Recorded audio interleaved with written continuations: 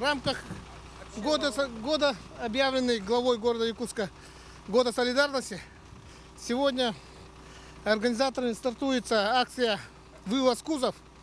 И сегодня я, первый заместитель главы города Якутска по городскому хозяйству Садовников Дмитрий Дмитриевич, показываю личный пример по борьбе с металлоломом и с кузовами. И бросаю вызов своим коллегам. Это исполняющий обязанности министра ЖКХ Республики Саха-Якутия Левину Гаврилу Прокопьевичу, генеральному директору открытого акционерного общества «Водоканал» Жескову Николаю Васильевичу и председателю комитета городской думы по ЖКХ энергетике, депутату городского округа Черных Сергей Викторович, чтобы они также поддержали и участвовали в акции «Вывоз кузов».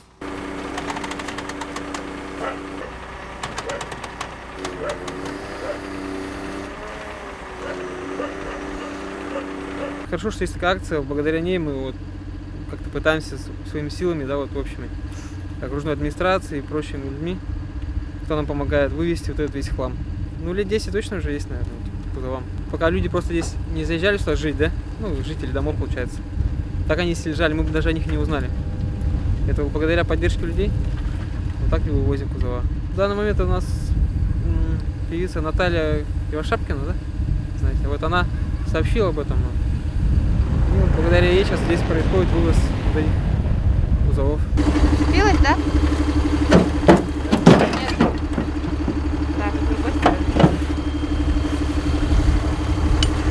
Ой, пониже надо. Еще чуть-чуть. Ага. Все.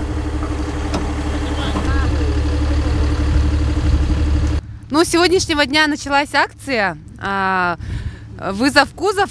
Чистый город наш», да?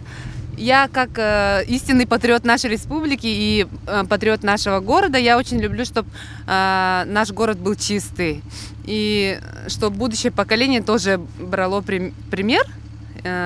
И вместе с коммунальщиками нашего города Якутска, и вот мы работники культуры, получается, да, работники театра эстрады. Вызов я бросаю своим коллегам по цеху. Это мои хорошие друзья, это Сахая, Легентей и Олимпия.